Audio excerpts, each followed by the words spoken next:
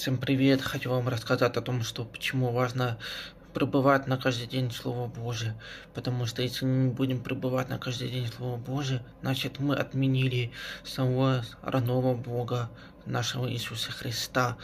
Потому что если мы будем отклоняться, пренебрегать, то ждет нам проклятие. Никакого благословения не будет. Благословение приходит через наши труды, которым мы приносим плод для Бога нашего Иисуса Христа. Без этого не будем ничего получать, ни совершенствования, ни духовного роста.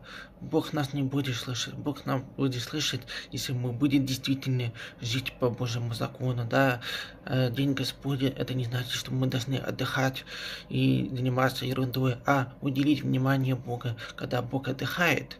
Правильно? Значит, что мы должны делать, служить, объяснять, проповедовать и провести собрание, как делали апостолы. Аминь.